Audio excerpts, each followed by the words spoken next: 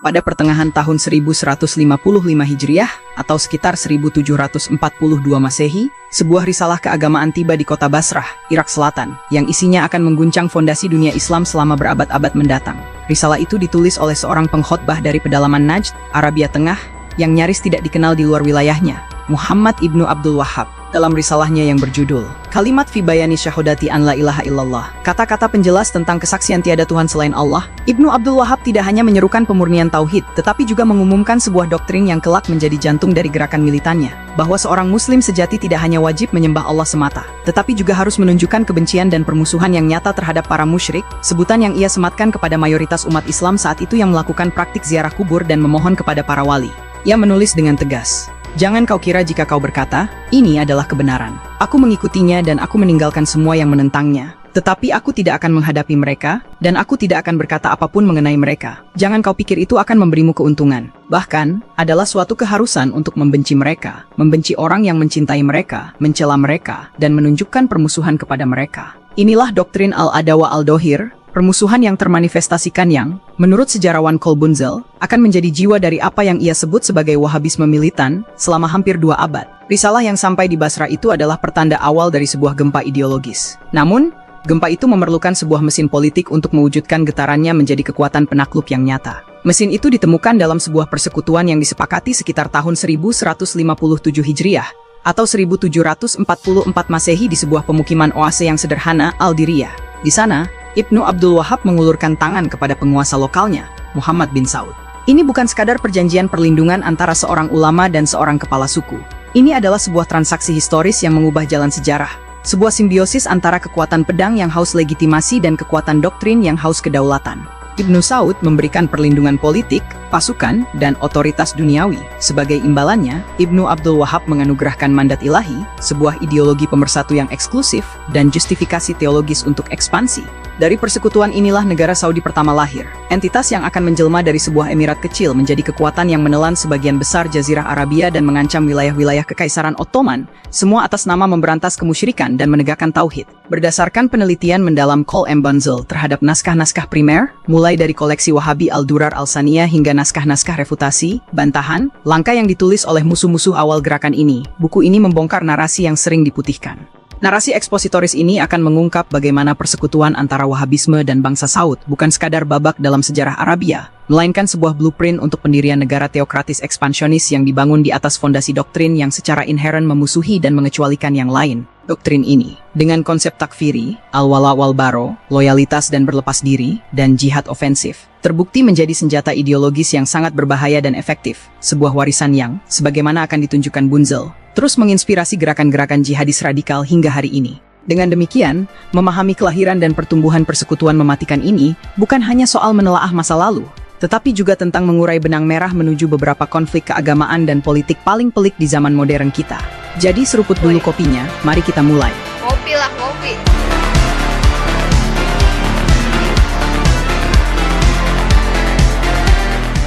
Untuk memahami daya ledak persekutuan yang terbentuk di Diriyah, kita harus membongkar profil kedua aktor utamanya, yang dipersatukan oleh ambisi yang saling melengkapi namun berasal dari dunia yang nyaris bertolak belakang. Di satu sisi berdiri Muhammad ibnu Abdul Wahhab, seorang ideolog religius yang bukan berasal dari kalangan ulama establishment.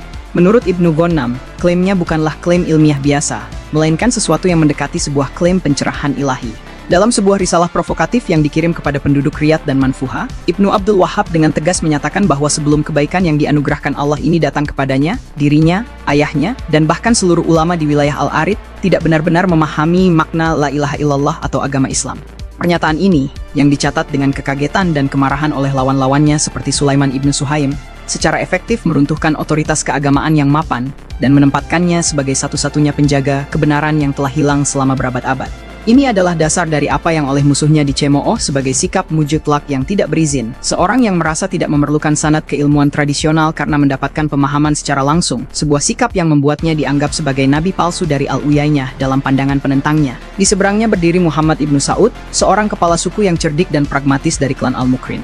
Kekuasaannya atas Diriyah pada 1139 Hijriah atau 1726 Masehi adalah pencapaian yang signifikan, namun tetap terbatas dalam lanskap politik Najd yang terfragmentasi dan penuh persaingan. Sebagaimana penguasa lokal lainnya, ia menghadapi tantangan dalam mengkonsolidasi kekuasaan dan memperluas pengaruh melawan tetangga-tetangganya yang kuat, seperti penguasa Al-Uyainah dari keluarga Al-Mu'ammar. Apa yang ia butuhkan adalah sebuah legitimasi yang melampaui klan dan kesukuan, sebuah ideologi yang dapat memobilisasi pengikut, mematikan oposisi internal, dan membenarkan penaklukan terhadap tetangga-tetangganya. Wahabisme yang ditawarkan Ibnu Abdul Wahhab adalah jawaban yang sempurna. Ia bukan sekadar doktrin teologis, ia adalah sebuah mesin politik yang ampuh. Maka, pertemuan di Diriyah sekitar tahun 1150 Hijriah atau 1744 Masehi itu melahirkan sebuah simbiosis mutualisme yang fatal. Ibnu Saud menawarkan sesuatu yang sangat duniawi, perlindungan politik, kekuatan militer, dan kedaulatan temporal. Sejarah mencatat bagaimana Ibnu Abdul Wahhab diusir dari Al-Uyainah setelah tekanan politik dari penguasa Al-Ahsa, menunjukkan betapa rapuhnya posisi seorang pengkhotbah tanpa dukungan pedang. Diriyah menjadi pelabuhan aman baginya. Sebaliknya, Ibnu Abdul Wahhab menawarkan sesuatu yang transenden, legitimasi keagamaan yang absolut dan sebuah ideologi pemersatu yang eksklusif. Dalam persekutuan ini, doktrin Wahabi dengan segera berubah fungsi dari sekadar seruan dakwah menjadi alat disiplin sosial dan politik yang mematikan. Siapapun yang menentang otoritas Ibnu Saud tidak lagi sekadar pembangkang politik, melainkan seorang musyrik yang telah murtad, sebuah label yang, menurut doktrin Ibnu Abdul Wahhab, membuat darah dan hartanya halal. Dengan demikian, persekutuan ini menciptakan sebuah negara di mana oposisi tidak hanya diredam, tetapi dimusnahkan atas nama agama, sebuah mekanisme kontrol yang jauh lebih efektif daripada sekadar ancaman militer belaka. Inilah anatomi dari sebuah persekutuan yang tidak wajar, yang mentransformasikan dua kekuatan lokal menjadi sebuah kekuatan ideologis ekspansionis yang akan mengobarkan perang di seluruh Jazirah Arab.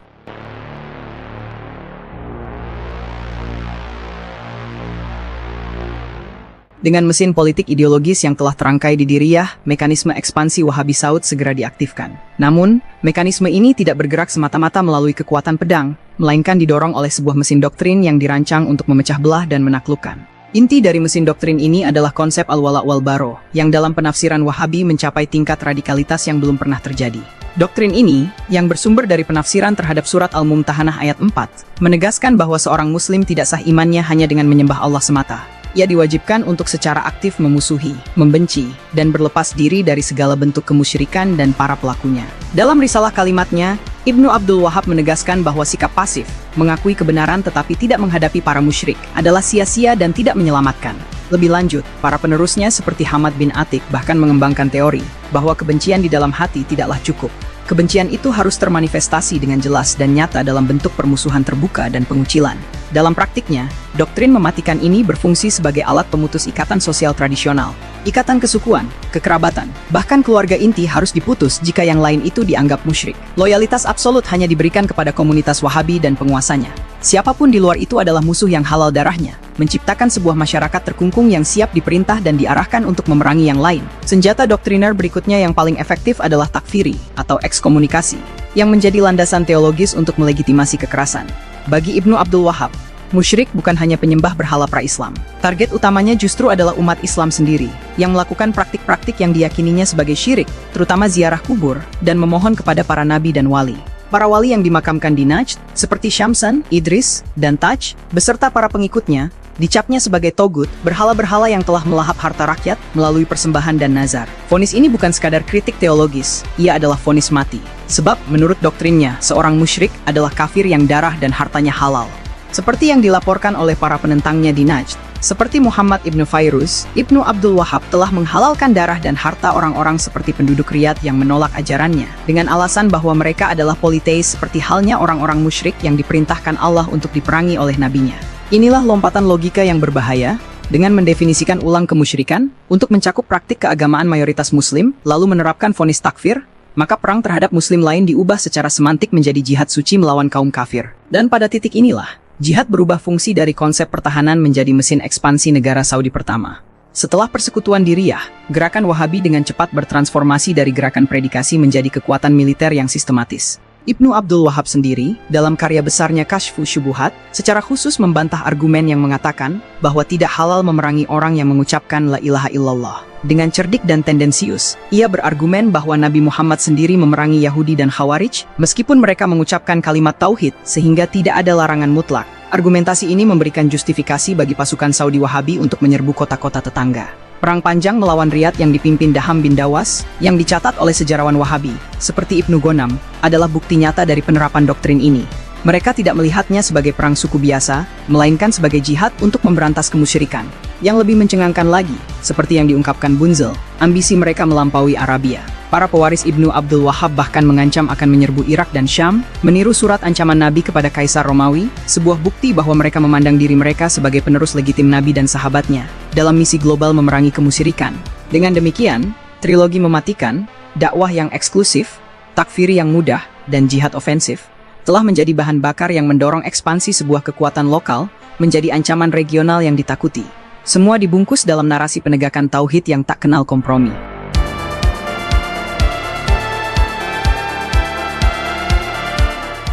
Dengan mesin ideologi dan politik yang telah menyala, persekutuan Wahabi Saud segera beralih dari kata-kata menjadi aksi, membuktikan bahwa doktrin Al-Adawa Ad-Dohir, permusuhan yang termanifestasikan, tidak berhenti pada retorika. Jejak kekerasan mereka pertama kali tercatat dengan jelas di tanah kelahiran mereka, yaitu Najd, yang menjadi laboratorium bagi penerapan paham mereka.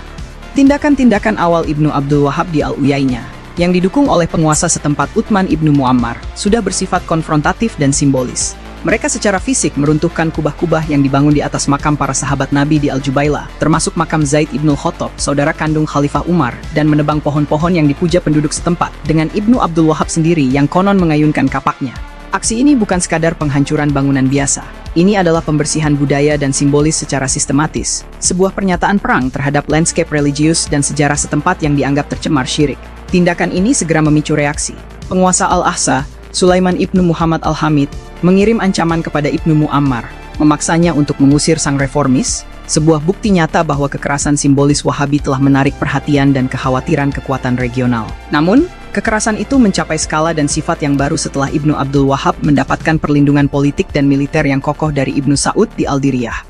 Di sini, konflik berkembang dari penghancuran benda mati menjadi perang terbuka melawan manusia.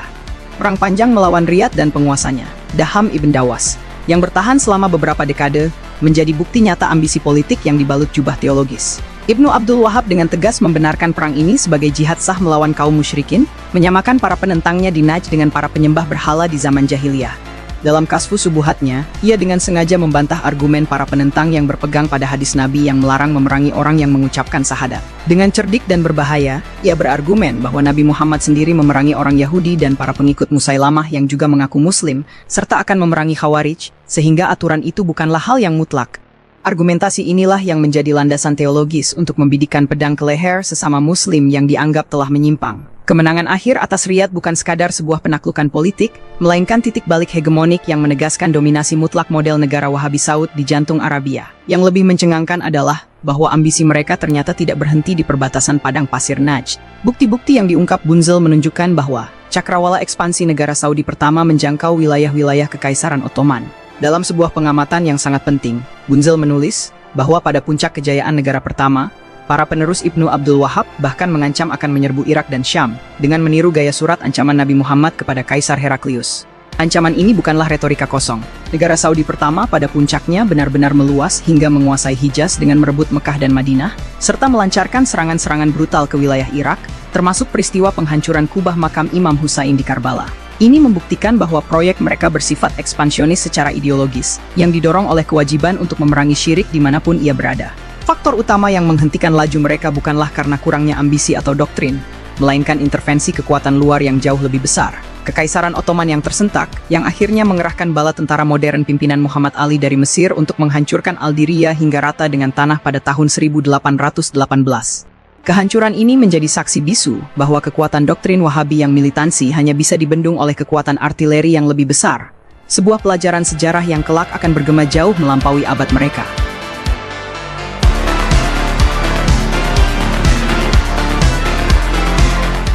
Pada akhirnya, daya rusak persekutuan Wahabi Saud tidak terletak semata-mata pada kekuatan pedang Ibnu Saud, tetapi pada kekuatan ide yang dibawa Ibnu Abdul Wahhab, sebuah ide yang telah dirancang sedemikian rupa untuk menjadi radikal, eksklusif, dan secara inheren konfrontatif.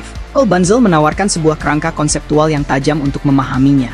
Wahabisme dalam bentuknya yang militan, bukanlah sekadar gerakan puritan atau reformis, melainkan sebuah counter-religion. Sebagai counter-religion, ia adalah sebuah bentuk monoteisme militan yang mendefinisikan dirinya dengan cara menolak, dan memusuhi segala sesuatu di luar dirinya sebagai paganisme. Ia tidak datang untuk berdialog atau berasimilasi, tetapi untuk menegaskan bahwa dunia, termasuk dunia Islam mainstream, telah jatuh dalam kesesatan, dan satu-satunya interaksi yang mungkin hanyalah konversi atau konfrontasi. Pilar utama dari counter-religion ini adalah doktrin manifest enmity yang telah disebutkan sejak awal. Bunzel menekankan bahwa ini bukan sekadar kebencian di dalam hati.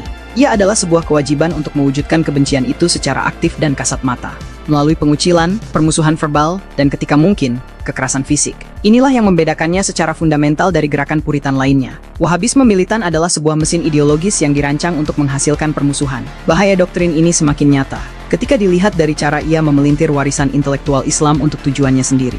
Ibnu Abdul Wahhab bukanlah seorang inovator yang sepenuhnya orisinal. Ia banyak berhutang budi pada pemikiran Ibnu Taimiyah, seorang teolog abad ke-14 yang juga dikenal keras menentang praktik ziarah kubur. Namun, Bunzel dengan cermat menunjukkan bahwa hubungan ini bukanlah peniruan belaka, melainkan sebuah distorsi dan radikalisasi. Di tangan Ibnu Abdul Wahhab, kritik Ibnu Taimiyah terhadap penyimpangan akidah diambil, dipelintir, dan dibawa ke kesimpulan yang lebih ekstrim dan aplikatif secara politis. Jika Ibnu Taimiyah mengkritik praktik ziarah dan istighosah, meminta pertolongan pada selain Allah, Ibnu Abdul Wahhab langsung melompat pada vonis final. Pelakunya adalah kafir musyrik yang halal darah dan hartanya. Lompatan logika inilah yang mentransformasikan sebuah tradisi kritik teologis menjadi senjata ideologis yang mematikan. Warisan berbahaya dari konstruksi doktrin semacam ini terbentang jauh melampaui padang pasir Arabia, bergaung hingga ke kekacauan geopolitik abad ke-21. Bunzel menyimpulkan bukunya dengan sebuah peringatan yang jelas. Gerakan-gerakan jihadi salafis modern, seperti Al-Qaeda, tidak melihat Wahabisme yang sudah dijinakkan oleh negara Saudi modern sebagai panutan. Sebaliknya, mereka justru merujuk dan mengidolakan Wahabisme era militan. Wahabisme yang belum direkonstruksi, sebagai teladan ideologis mereka. Mereka melihat dalam doktrin Ibnu Abdul Wahhab yang asli sebuah kemurnian yang tak kenal kompromi, sebuah semangat konfrontasi tanpa akhir terhadap musuh-musuh yang mereka sebut musyrik, dan sebuah justifikasi untuk jihad ofensif. Lebih dari itu, pada tingkat sosial, konsep-konsep seperti al-wala wal-baro serta takfiri telah terbukti menjadi agen pemecah belah yang sangat efektif. Doktrin ini memiliki kapasitas untuk meruntuhkan ikatan keluarga dan kesukuan yang paling kuat, mengubah perbedaan pendapat atau praktik keagamaan menjadi sebuah permusuhan eksistensial yang harus diselesaikan dengan dikucilkan atau dieliminasi. Dengan demikian, bahaya sesungguhnya dari Wahabisme militan bukan hanya terletak pada kekerasan yang dihasilkannya, tetapi pada logika internalnya yang mendorong fragmentasi, eksklusi, dan permusuhan abadi sebagai sebuah kewajiban agama, sebuah warisan beracun yang terus mengalir dari Diriyah abad ke-18 ke medan-medan pertempuran dan ranah online di dunia kita hari ini.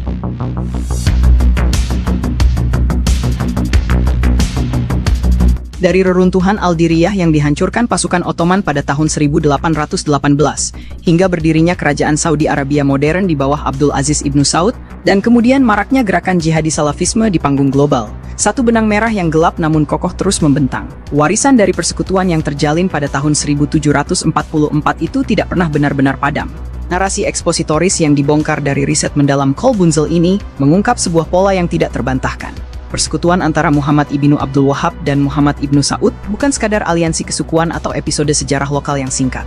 Ia adalah prototipe yang sukses dan mengerikan dari sebuah negara ideologis ekspansionis abad modern yang dibangun di atas fondasi simbiosis mutualisme antara kekuatan politik yang haus legitimasi dan kekuatan doktrin yang haus kedaulatan. Pelajaran utama dari sejarah pendakian mereka yang penuh darah adalah bahwa doktrin Wahabisme, dalam bentuk militannya yang asli, sama sekali bukan sekadar proyek pemurnian akidah yang steril dan akademis. Sebaliknya, ia adalah sebuah mesin ideologis yang dirancang secara brilian untuk menghasilkan dan melegitimasi permusuhan serta kekerasan sistematis. Doktrin intinya, al-wala wal-baro yang memecah belah, takfiri yang menghalalkan darah, dan jihad ofensif yang ekspansionis, berfungsi sebagai perangkat keras yang mengubah keyakinan teologis menjadi aksi politik yang mematikan. Spirit of Manifest Enmity atau al-adawa al-dohir, yang menjadi jiwa gerakan ini selama hampir 2 abad, seperti yang ditekankan Bunzel, adalah warisan yang paling berbahaya. Ia mengkodifikasikan permusuhan bukan sebagai dosa, tetapi sebagai kewajiban ibadah. Bukan sebagai konsekuensi, tetapi sebagai prasyarat iman. Namun, warisan ini bersifat paradoks. Negara Saudi Arabia modern, yang merupakan pewujudan akhir dari persekutuan ini, pada akhirnya berusaha menjinakkan dan mendomestikasi Wahabisme militan, demi kelangsungan negaranya di panggung internasional, sebuah proses yang Bunzel sebut sebagai the taming of Wahhabi zeal. Akan tetapi, jeni telah keluar dari botolnya. Karya-karya tulisan para ulama Wahabi militan, dari Ibnu Abdul Wahhab hingga Sulaiman Ibnu Sihman, tetap hidup, beredar, dan dikutip di situs-situs jihadis. Mereka melihat dalam warisan ini bukan sebuah penyimpangan, melainkan sebuah teladan yang murni dan inspiratif, contoh dari sebuah komunitas yang berani mendefinisikan dirinya melalui permusuhan terhadap dunia dan berjuang untuk mewujudkannya dengan pedang. Dengan demikian, gema dari Baiat di Diriyah itu masih terus bergema, tidak hanya dalam kemegahan minyak dan istana di Riyadh, tetapi juga dalam ledakan bom, retorika kebencian, dan perang saudara atas nama Tauhid yang terus-menerus memecah belah dunia Islam hingga hari ini. Persekutuan pedang dan doktrin itu telah berakhir menjadi kerajaan, tetapi warisan racunnya telah menjadi hantu yang abadi, membayangi masa depan dengan bayangan panjang dari permusuhan yang diyakini sebagai perintah Tuhan. Hatur nuhun semuanya, sekian, dan semoga informasi ini ada manfaatnya.